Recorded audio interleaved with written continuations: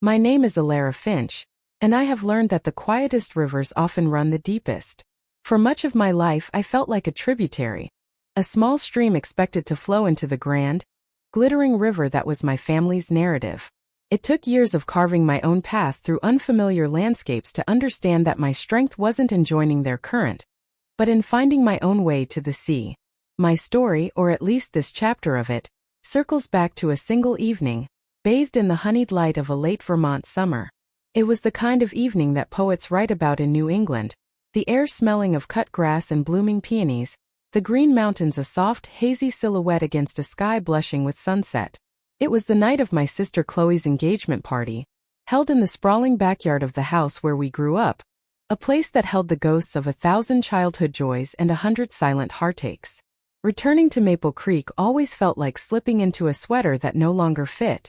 It was beautiful, familiar, comforting in its timelessness, but it constricted me in ways I could only feel once I was back within its seams. The town itself was a postcard of American charm, with a white-steepled church, a town green where farmers' markets were held every Saturday, and colonial-era homes with neatly painted shutters.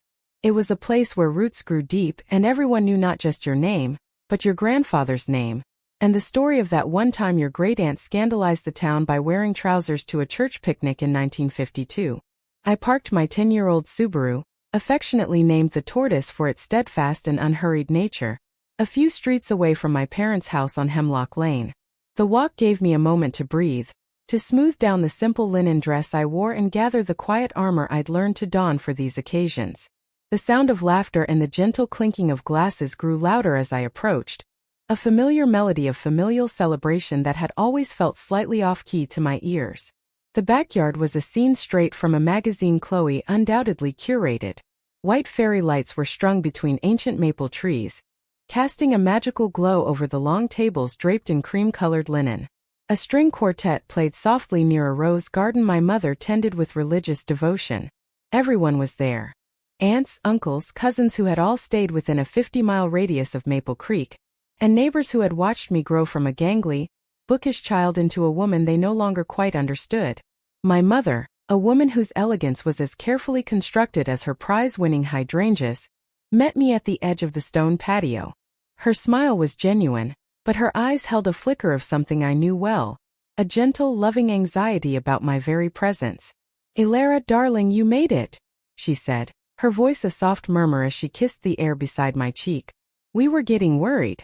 This was her standard greeting, a delicate blend of relief and unspoken admonishment for my perpetual, if slight, tardiness. It was her way of saying, "You are not quite in step with the rest of us, but we are glad you're here anyway." The traffic out of Burlington was heavier than I expected. I lied softly. The truth was I had been sitting in my car, watching the sun dip below the mountains, steeling myself. Seconds later, Chloe drifted towards us. She was radiant, a vision in a flowing white dress that made her look like a goddess who had descended for the evening. Her fiancé, Liam, a kind-faced investment banker from a good Boston family, stood by her side, his arm possessively and proudly around her waist. Chloe was the sun around which our family had always orbited. She was beautiful, effortlessly charming, and had followed the life script written for her with grace and precision. A degree from a prestigious college, a sensible career in marketing, and now a perfect fiancé with a reassuringly solid portfolio.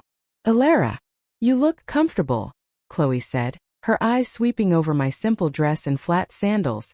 It wasn't a malicious comment, not exactly. In Chloe's vocabulary, comfortable was a synonym for unambitious. It was one of the many small, carefully wrapped barbs she'd been tossing my way my entire life. "You look stunning, Chloe." "Truly," I said, and I meant it. I'd never felt envy towards my sister, only a profound sense of difference, as if we were two plants grown from the same soil but requiring entirely different amounts of sunlight. The evening unfolded in a predictable rhythm. There was praise for my cousin Mark's recent promotion at a local law firm, and cooing over my Aunt Susan's photos of her new grandchild. I floated at the edges of these conversations, offering quiet congratulations, nodding and smiling. No one asked me about my life in Austin. They had stopped asking years ago, assuming I think that there was nothing of interest to report. In the family narrative, I was the eccentric artist, the one who needed to find herself. The cautionary tale of a woman who chose a nebulous concept of freedom over the tangible security of a husband and a mortgage in a respectable zip code. My father, a man of few words and a deep, quiet love he struggled to express, found me by the bar. He patted my shoulder, his hand rough from a lifetime of woodworking. "Good to have you home, Ellie," he said, using my childhood nickname. "Your mother worries." "I'm fine, Dad. Just busy," I replied, the standard vague answer I always gave. "That's what she worries about," he said with a small, sad smile, before being pulled away by an uncle to debate the merits of a new fishing lure. He meant well, they all did, in their way. Their love was a cage built of good intentions and narrow expectations. The real pangs of otherness didn't come from the big moments, but from the small paper-cut memories that surfaced unbidden. I remembered my 12th birthday, when Chloe had been allowed to have a real party with her popular friends. I had spent the morning helping my mother bake my own birthday cake, a triple-layer chocolate monstrosity I'd been so proud of. But by the time the party was over and the guests had gone, the cake was gone too. No one had saved me a slice. I'd cried myself to sleep that night, not over the cake, but over the quiet, thoughtless forgetting. Then there was the time I won a statewide poetry competition in high school. I came home, bursting with the news, clutching the certificate. My mother was on the phone, coordinating Chloe's prom dress fitting. "That's nice, dear," she had said, her attention already drifting. Later that evening, the house was abuzz with excitement over Chloe being named prom queen. My small victory, my quiet passion, was a flickering candle next to her bonfire. These weren't acts of malice. They were simply the natural consequence of a family dynamic where one child was the designated star, and the other the quiet backstage hand. My father used to say it, not unkindly, but as a statement of fact: "Chloe is the beauty and Ilara is the brain." It drew a line between us, assigning us roles we were expected to play for the rest of our lives.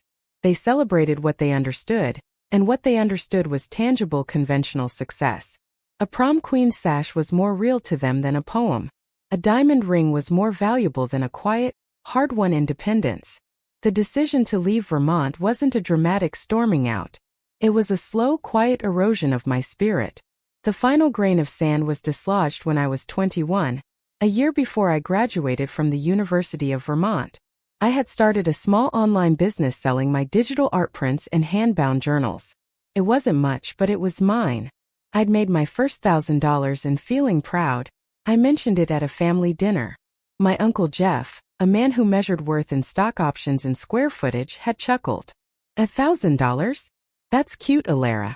That'll almost cover a month's rent in the real world. Chloe had patted my arm with faux sympathy. "It's a wonderful hobby, Ellie. It's important to have hobbies." In that moment, something inside me clarified. It wasn't about the money. It was about the dismissal. They couldn't see my world, and they weren't interested in trying. I realized that if I stayed, I would either have to shrink myself to fit into their definition of me, or spend the rest of my life fighting to be seen. Neither option felt like living, so I chose a third. A week after graduation, with 2 suitcases, my art supplies, and about $2,000 to my name, I moved to Austin, Texas. I chose it because it was far away, because it was hot and loud and unapologetically weird, and because no one there knew my grandfather's name. They called it running away. I called it giving myself room to breathe. The first few years in Austin were a study in humility. The Texas heat was a physical presence, a thick, humid blanket that was the complete opposite of the crisp Vermont air I was used to. I rented a tiny sun-baked studio apartment above a noisy bar in South Congress. I worked a series of jobs that had nothing to do with my art degree. I was a barista, a dog walker, a data entry clerk in a windowless office. I ate a lot of breakfast tacos and ramen noodles. I was often lonely, a small pale northern bird transplanted into a flock of vibrant, noisy grackles. But for the first time in my life, I felt completely, utterly anonymous. And in that anonymity there was a profound freedom. No one expected me to be anyone other than who I was in that moment. My successes and failures were my own. There was no family narrative to live up to or rebel against. The seed of what would become my future was planted out of a simple desire to help. I'd taken a part-time job doing administrative work for a local farm-to-table cooperative. They were passionate, dedicated people, but their delivery logistics were a mess. They used a convoluted system of spreadsheets and group texts that resulted in missed deliveries, wasted produce, and frustrated drivers. I remembered a programming class I'd taken as an elective in college, a subject that had appealed to the logical, pattern-seeking part of my brain. On a whim, I started spending my evenings and weekends in my tiny apartment, surrounded by coding manuals and fueled by cheap coffee, trying to build a simple software tool to help them. It was a project born of curiosity and empathy, a puzzle to be solved. I called it Connective, because that's what I wanted it to do. Connect people simply and efficiently. It worked. The co-op's efficiency skyrocketed. The drivers were happier. The farmers were getting paid on time. They offered to pay me for the software, but I told them to just keep using it for free. The satisfaction of having created something useful was payment enough. But then, one of the drivers left the co-op to start his own small courier service. He asked if he could use the software. Then another small business owner, a friend of his, reached out. Slowly, organically, word began to spread through Austin's small business community. I started charging a small monthly subscription fee, just enough to cover server costs and maybe a few extra tacos. I never thought of it as a business. It was still just my project. I coded at night and worked my day job. I handled customer support emails before my morning shift. I burned out, recovered, and burned out again. There were months I considered shutting it all down. The loneliness was acute, the work was relentless, and the dream of being a full-time artist felt more distant than ever. The turning point came on a sweltering Tuesday afternoon 3 years after I'd moved to Austin. I received an email with a subject line that looked like spam. Inquiry from Oslo. I almost deleted it. The email was from a man named Henrik Larsson, the CTO of a major Scandinavian shipping conglomerate, Nordic Seaways. He wrote that they had been searching for a flexible logistics solution for their smaller, regional partners and had stumbled upon my little tool through a trade blog. He was impressed by its simplicity and intuitive design. He ended the email with a single life-altering question. Have you ever considered scaling this for an enterprise market? I hadn't. The thought was so far outside the realm of my reality it felt like science fiction. Alara Finch, the girl who was good with hobbies, scaling a software for a multi-billion-dollar industry? It was absurd. I spent a week staring at that email, a cocktail of terror and exhilaration churning in my stomach. This was a door opening to a world I didn't know existed. A world far beyond Maple Creek, Vermont. Taking that step meant leaving behind the quiet safety of my small life and my small project. It meant risking failure on a scale I couldn't comprehend. But not taking it. Not taking it felt like a betrayal of the girl who had moved 1,000 miles to give herself a chance. With trembling hands I wrote back. Yes, I have. That email began a 6-month whirlwind. Nordic Seaways flew me to Oslo, my first time ever leaving the country. I walked through their gleaming minimalist headquarters, feeling like an imposter in my best thrift store blazer. But when I started talking about the software, about the logic, about the why behind it, the fear melted away. I knew this. This was mine. They didn't want to buy my little company. They wanted to invest in it. They offered me a seed funding of $500,000, a sum that felt like a typo. They saw something in me and my creation that I was only just beginning to see in myself. I returned to Austin and quit my day job. I incorporated the company, changing the name from Connective to Etheria Solutions. Etheria. The upper sky, the clear air. Felt right. It was about creating clarity out of chaos. I hired my first employee, a brilliant young coder named Marcus who had more faith in me than I had in myself. We rented a small 2-room office in a co-working space. The next 5 years were a blur of relentless work, terrifying risks, and exhilarating growth. We built out the software, landed more clients, and hired a team. There were moments of doubt so profound I would lie awake at night, convinced it was all going to collapse. But every time I would go back to the core of it, the simple desire to solve a problem, to make something useful. That was my true north. We went through a series of funding round, then a Series B. By the time I was 34, Etheria Solutions had 60 employees, a sleek headquarters in downtown Austin, and clients across North America, Europe, and Asia. It had grown into something far bigger than I had ever imagined. And through it all, I never told my family. How could I? Where would I even begin? To them, I was still artsy Alara with her hobbies. Announcing I was the CEO of a multi-million-dollar tech company would have been like telling them I had secretly become an astronaut. It wouldn't compute. It would disrupt the carefully constructed narrative they had built around me, around all of us. And I feared their reaction. Not disbelief, but something worse, appropriation. My mother would have called it a blessing.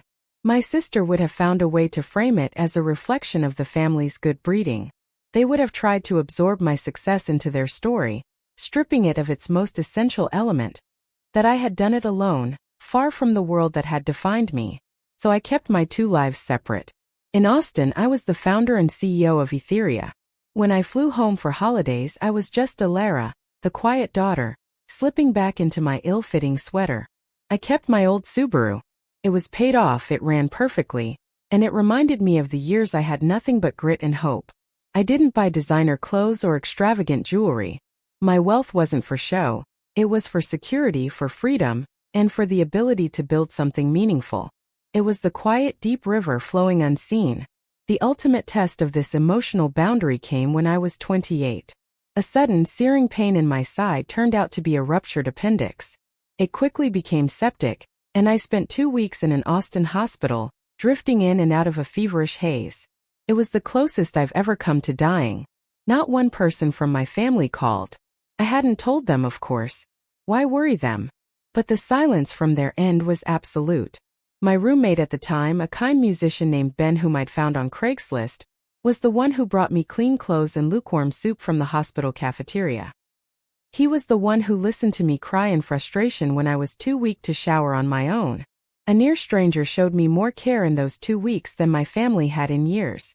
Lying in that sterile hospital bed, I finally let go of the last stubborn thread of hope that they might one day change, that they might one day see me. I realized that expecting them to be something they weren't was as futile as expecting a maple tree to bear oranges. It wasn't their fault. It was just their nature. And it was my responsibility to stop waiting for them to quench a thirst they didn't even know I had. That was the moment I stopped trying to earn their love and started focusing on my own self-respect. It was a quiet, painful, and profoundly liberating turning point. After I recovered, my relationship with them shifted into a new, more peaceful phase. I still showed up. I still sent thoughtful gifts for birthdays and Christmas. But I did it without expectation. I played the role they had assigned me, the eccentric solitary aunt, because it was easier than the alternative. And because a small, resilient part of me still loved them. I had just learned to love them from a safe distance, from the banks of my own river. Last year, a much larger tech conglomerate, a giant in the global supply chain industry, made an offer to acquire Etheria. The deal was complex and took almost a year to finalize. When it closed, the number in my bank account was so large it felt unreal, like a phone number. It was enough money to ensure I would never have to work another day in my life. Enough to fund 100 new dreams. I didn't retire. Instead, I used a significant portion of the money to start a new foundation called Terra Commons, focused on investing in sustainable agriculture and community-led environmental projects. It was quiet, meaningful work that felt like a true expression of who I had become. It was about nurturing roots, but this time in soil of my own choosing. Which brings me back to the engagement party. I was standing by a fragrant lilac bush, sipping a glass of sparkling water, when the conversation at the main table took its inevitable turn. "Ilara, I swear you've had that Subaru since college," my Uncle Jeff boomed, his voice full of jovial condescension. A ripple of polite laughter went through the crowd. Things probably got more rust than metal by now. "She's always been so practical," my Aunt Susan chimed in, patting Chloe's hand. "Not one for extravagance, our Ilara. Remember that year she made everyone soap for Christmas?" Chloe sighed, a theatrical, long-suffering sound she had perfected. She turned to Liam, her voice carrying across the lawn. "She's just grounded. Ellie has never cared much for appearances. It's one of her charms." She said the word charms, as if it were a synonym for quirks or defects. I smiled, a small placid smile I had mastered over the years.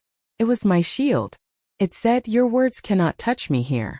I saw Chloe looking at me, her expression a complex mix of pity, affection, and a strange sort of relief that I was still playing my part, confirming her own status as the family's shining star. And then Liam, her kind, decent, Boston-bred fiancé, leaned forward.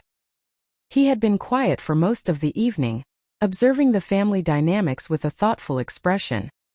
He tilted his head, a genuine curiosity in his eyes. "That's funny," he said, his voice calm and clear. "Because I wouldn't have pegged the owner of the Etheria as someone who didn't care for appearances." Chloe blinked. "The what?" "The Etheria," Liam repeated. He turned his gaze to me. "It's a yacht. We were looking at chartering it for our honeymoon.